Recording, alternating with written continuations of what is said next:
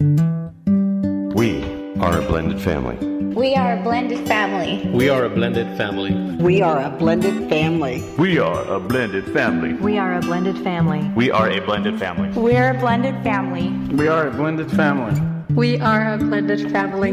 We are a blended family. And we are a blended family. Hi, we're Doctors Larry and Carol Snap.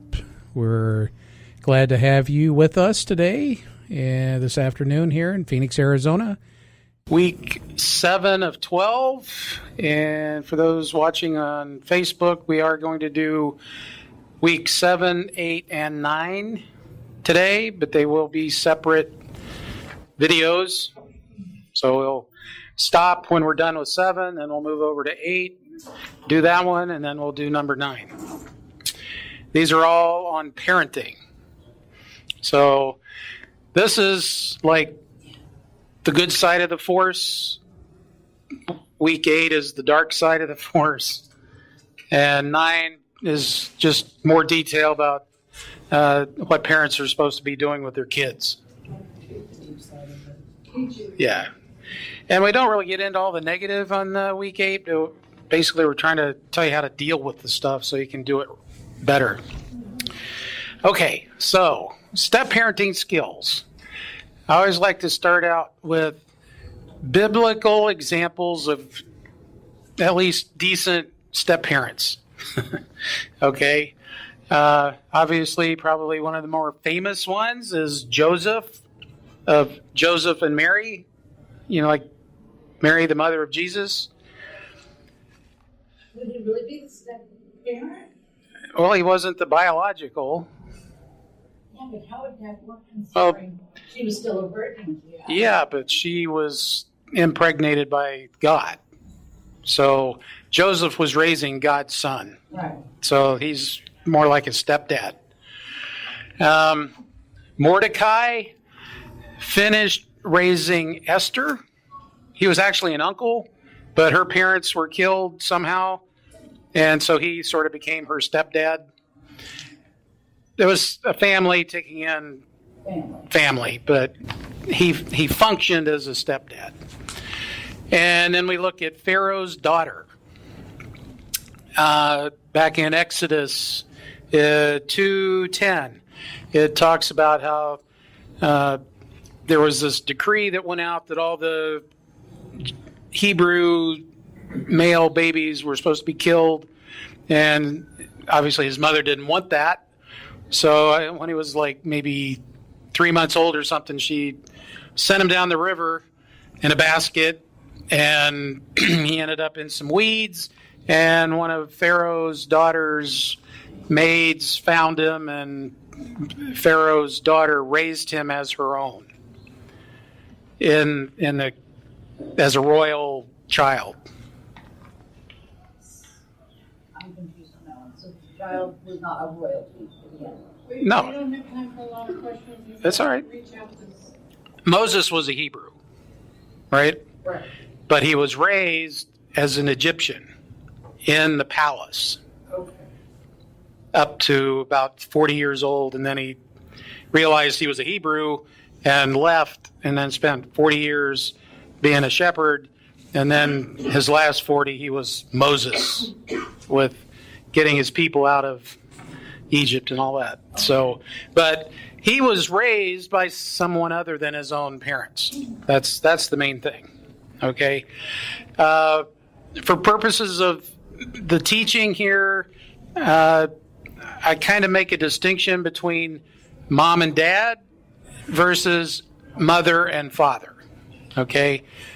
Mom and dad are the ones that do the work of the parenting. Mother and father are the bios.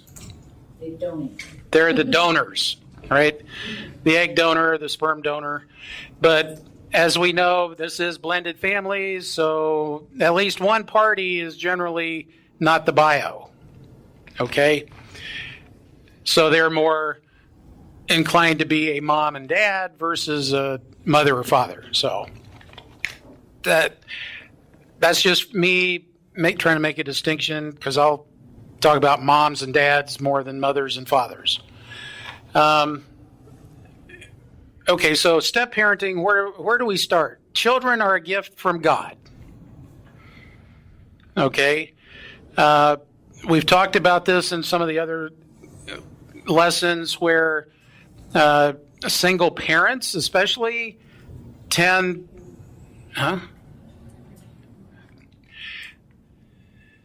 That's all right. We look at our children as our property, right? Especially single moms.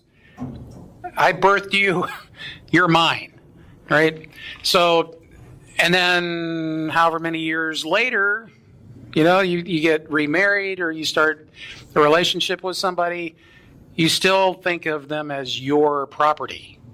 And now you have to figure out a way to allow this new person, especially a father figure, to become a father figure to your kids. So it's really important to get your head wrapped around the fact that children are a gift from God, so they're really His, and He expects us to be good stewards of His kids rather than owners of His kids. And there's a parable in the Bible about the vineyard and the king that owned the vineyard that went away for a while, put some people in charge of it while he was gone. And at first they understood they were stewards because it was his. But after some years and he was still gone, they started thinking like they owned the place. And then when he sent people to collect what was due, the rent or whatever, they would beat him up, and eventually he sent his son, and they killed the son. So children are a gift from God. Be a good steward. Don't be an owner. Now, it's as we talk about families here, it's children are a gift from God, and so is your spouse. Okay? God wants His kids back. You can keep your spouse. Can he take my spouse back and I can keep No, I'm sorry. I should say you have to keep your spouse. That's what God looks at. He's given you somebody, and you're supposed to be a good steward of your spouse. All right? The husband needs to be a good steward of his wife because that's the gift. He who finds a wife finds a good thing. But it's also important for the wife to understand she's the builder of the husband. So she has a part to play in that as well. But if you look at back in Job, Job had a wife, he had like 10 kids, he had all these animals and everything else, lots of property. And God allowed Satan to actually test him, sift him, mess with him. And so one of the first things, he starts losing all of his stuff. His kids are killed. He never lost his wife. God never allowed him to take his wife. And then after he was done letting Satan mess with him, he restored like double. He ended up with twice as much as he had before. children too? He had another 10 kids. Now, the first 10 were in heaven, and he had another 10. So he had 20 altogether. So, yeah. Please. Minimum cost of that now? Right. So God wants his kids back. You're supposed to keep your spouse. Now, for purposes of this ministry, this class, it's the spouse you have now. So there's probably been a spouse in the past. Otherwise, you probably wouldn't be here. It could be somebody died, not just a divorce, okay? But whichever one you're on now is the one we want you to figure out how to deal with and live with and be a blessing to. Okay. So when it comes to parenting, now you got yours, mine, ours, right? Possibly ours.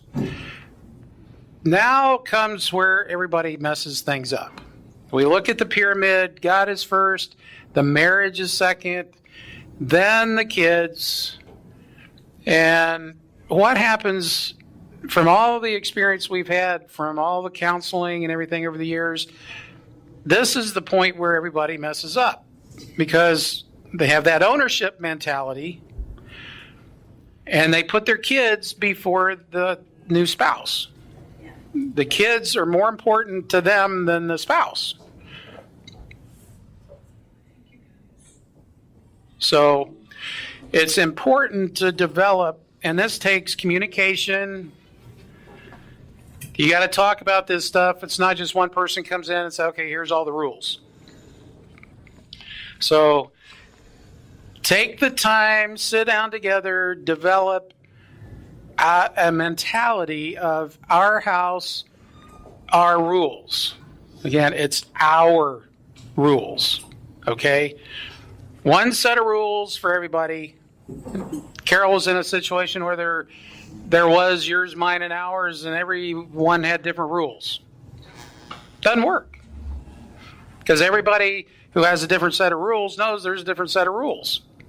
And it's not fair, right? But it doesn't help when you have grandparents that come into the picture too. Right. Don't abide by. Yeah. Yeah, that makes it difficult. Yeah, well, see, we go to number 4 on the pyramid. You know, the in-laws, the outlaws, extended family. Yeah, they all think they know, right? They've been around the block a few more times than you have, so they think they should have a lot of input. Well, one of the principles of this class and this teaching is that your marriage is yours, and it's your responsibility to make it work. And if you have to set some boundaries with in-laws, outlaws, friends at work, right? Siblings and all that kind of stuff, you got to have some boundaries there. So without our house, our rules, it's going to be chaos. Now, one of the things with this is these rules don't necessarily equal the rules at the other house, right? Because they got the same thing. Maybe they don't even have rules. That happens a lot. But it's your house, your rules, and whatever happens at the other house, that's on them. You know, you really can't control what's going on in the other house. You can pray for those guys, you know, if they're not living up to Christian standards and so forth. You got to pray for them. But in your house, it's your rules. And it applies to all the kids, no matter who they belong to. So how do we handle it? The kids come home trying to think it's like their rules, and our rules, like their rules. Well, that's like I said. You guys have to be in agreement. First of all, this is where you have to sit down, talk about it, figure out what the rules are supposed to be in your house. Then what Carol likes to do is just get them all down and, okay, have it all on paper. Okay, here's all the rules. And then get them to put their signature on there so that they know, and, okay, they're basically agreeing to those rules. And then when they don't, then you can pull that out and say, hey, you agreed to this. Well, nobody signed it. Well, negotiation. yeah.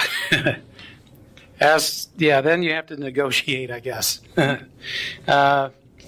But when you're in agreement, though, as mom and dad, there's a whole lot more authority there to enforce the rules. It's when there's disagreement that the kids tend to play one against the other, and they don't follow the rules. And well, Dad said it was all right. Right? So now they're playing you guys against each other. They're very good at that. Or I get the. Not in my house. See, in my house, I learned that the early way because I did that with my parents. So they kind of pulled that on me because my mom used to be the one. Well, ask your dad. So we were so quick to flip it and say, "Well, Dad said it's okay. You say it's okay." Right. And then right away, oh well, then it's okay. Right. It was too late by the time they figured out that. You never did ask him. Yeah. That's Right. what my 16-year-old does. Dad said it was okay if it's okay with you. Right. And I'll be like, no, I'm going to ask him. And I'll call him up and I'll go, is it okay? And he goes, okay, what? Right. Or she'll ask him, well, Mom said to ask you. And I'll text him later and I'll go, What's going on? Oh yeah, well, Carol Ann asked, Don said it was, you said ask me, and I said, I never said anything. He never said anything. Yeah. Well, see, that's what I'm saying. Agreement. And this is why it takes communication, because you have to stay on the same page when it comes to what you're doing with the kids.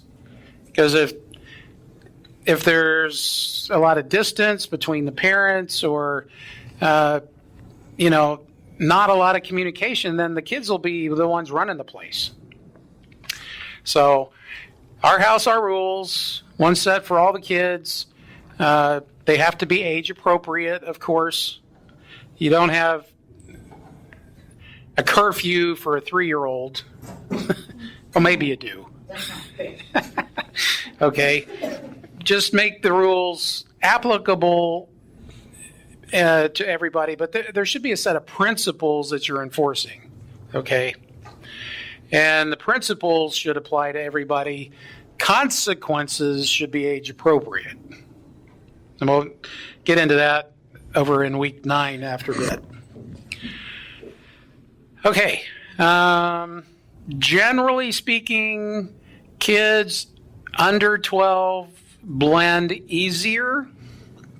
It's not saying it'll always be easy, but it generally is easier for the way that their minds work. When they're under 12, the tendency is to want to be part of what's going on.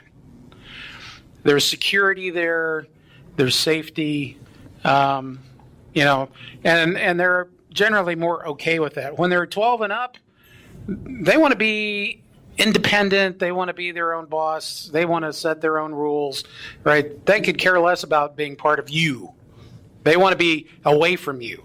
Preteens. Right? Preteens. Terrible. Preteens and hormones. Yep. So after 12, then you're going to have a lot more issues to have to deal with, which means you got to be more together about our house, our rules, right?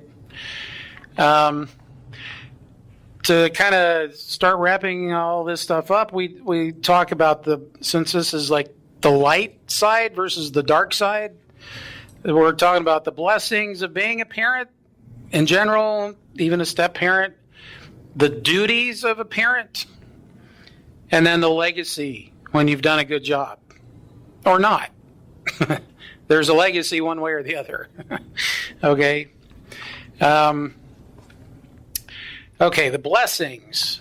Psalm 127:3, Proverbs 23:24, 20:11, and 17:6.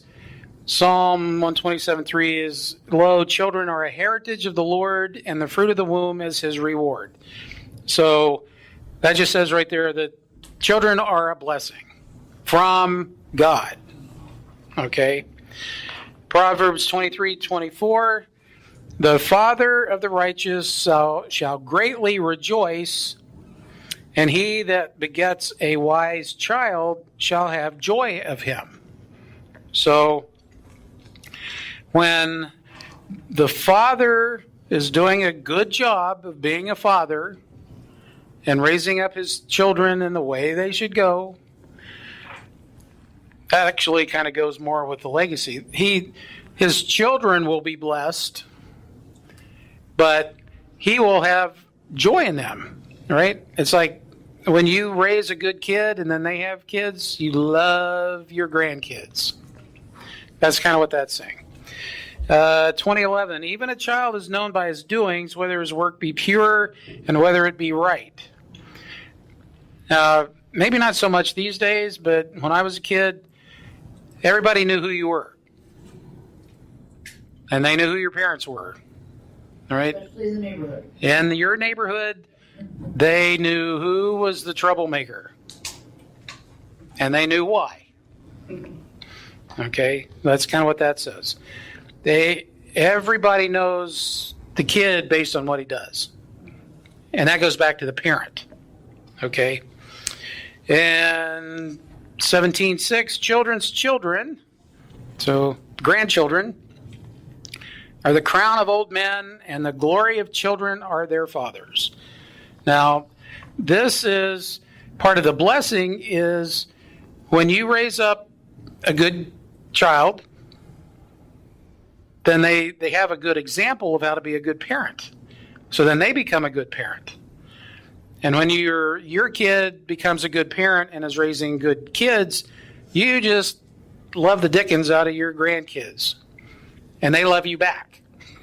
Right? And then one of the best things of grandkids is you can spoil them and then give them back. Oh no, 30 pounds of sugar and then give them back. Right. Well, yeah, that's part of spoiling them. Hook them up to the sugar IV. Exactly. Even after your daughter says no sugar anymore. You're right. Okay. Yep, been there. Okay, the duties. Basically the teaching and correction, discipline, punishment, and all that kind of stuff. Proverbs 22:6, train up a child in the way he should go, and when he is old, he will not depart from it. And just recently I was reading through that, and it said, and when he is old, he shall not depart from it. So that sort of implies that when he's young, he will depart from it. Well, it's true when you think about it. The boys leave their parents to go with the girl. The girl always brings the boys home. It just seems that way. Yeah, very typical. Yeah, I brought my boyfriend home, moved in.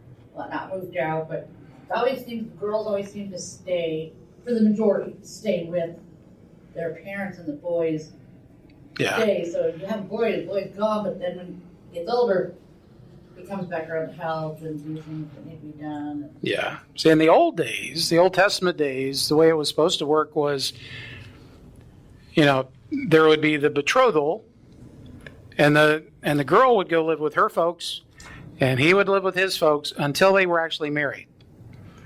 Then it was expected, and part of that betrothal period was the husband-to-be was out building a house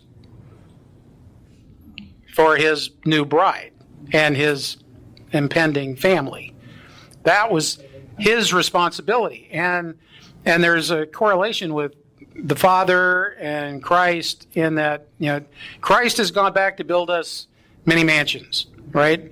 He has gone to build a house or houses for his bride, which is the church, but he doesn't know when he's coming back. The Father lets him know when he's ready to go get his bride.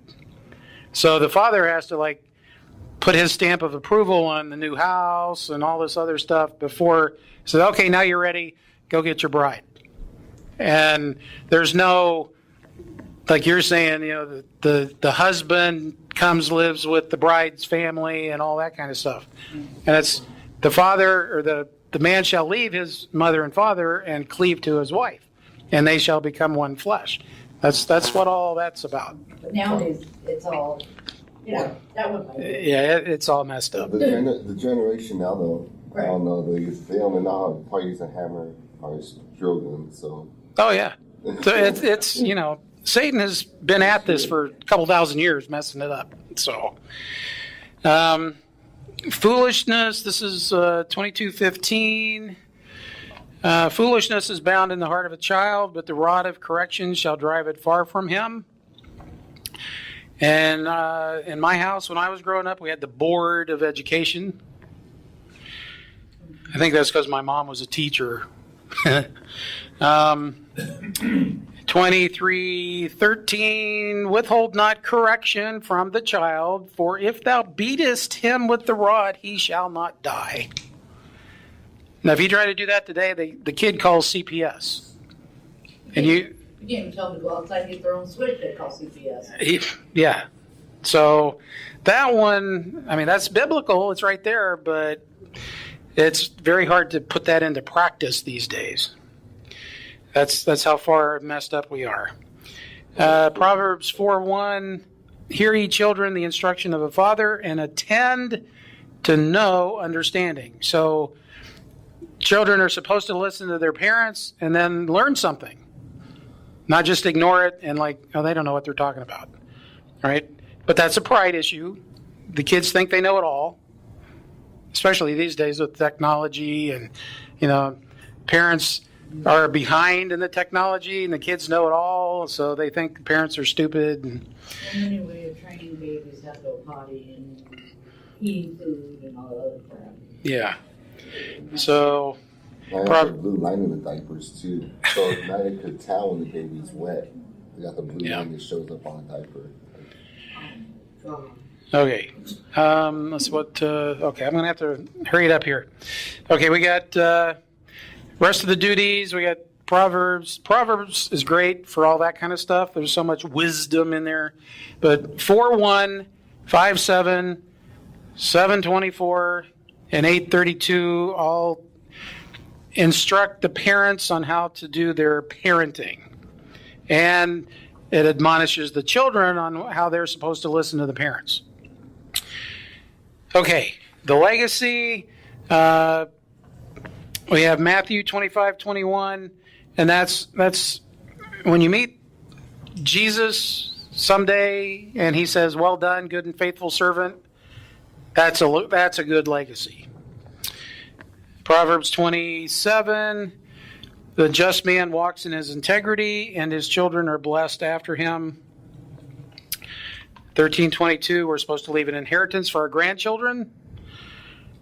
One of the problems with blended families is the attorneys get all the inheritance. So there's not much left to give to the grandkids. Let's see, Proverbs 13:22, 31:28, 10:1, 10:7, and 3:35. Basically, I'll talk about how wise children listen to their parents, and wise parents are faithful to instruct their children. Okay, so you understand children are a blessing. You have responsibilities to be a parent, and when you're a good parent, there's a legacy, a good legacy. If you're a bad parent, there's a bad legacy. There will be a legacy. Children are to become adults, and your relationship has to change at some point. Too many times the adults, the parents, tend to always want to be the parents, and they don't ever see their kids as adults, which frustrates the kids. But you have to let them become accountable to God. As an adult, it's up to them to choose to obey God or not. And one of the hardest things there is for a parent to do is let them fail. But that's when they learn stuff. It's called tough love. Tough love. You don't learn much when things are always good. You don't learn much of anything except how good the view is at the top. You learn everything on the way up there. Okay? So that's going to pretty much wrap it up for week 7. We still got 8 and 9 to do. So, again, we got all these different scriptures right here. You guys got Bibles or you got the internet, you can look them up. But you have the blessings, you got the duties, and you got the legacy. Those are the 3 things to take away from this. And one other thing would be there are good examples of biblical step-parents. Once in a while I hear, step-parent or blended families are not biblical. Well, practically everything was a blended family in the old days. So, okay, well, that's going to be it for this one. Christian living, Christian living. Christian Living Radio. It's a lifestyle. Christian living, Christian living. Christian Living Radio. It's a lifestyle. Christian Living Radio, spreading the good news of Jesus Christ 24/7. Our goal is to bring you a life-changing word through music and diverse programming like the one you're listening to now. Pastor Kenyatta Goins is the visionary of Christian Living Radio, and he's dedicated to the idea that Christians should even have a more prominent presence in the marketplaces. Maybe you need prayer for yourself and or your family, maybe for a friend. We'd be privileged to stand in the gap for you. If you're listening to this broadcast, Click on the Contact Us tab and send us your prayer request. We'd also like to hear from you if you have something on your mind or just give us some feedback. We support many ministries, so maybe you'd like to make a one-time or a monthly recurring donation. We believe that when you sow into these ministries, you'll indeed be blessed. And of course, if you sow into this show in particular, we believe that it's a blessing for you, so please consider sponsoring us. There's a special area under the Donate tab where you can send your monetary gift or call 520-812-6363. That's 520-812-6363 to receive more information about sponsorship. Thank you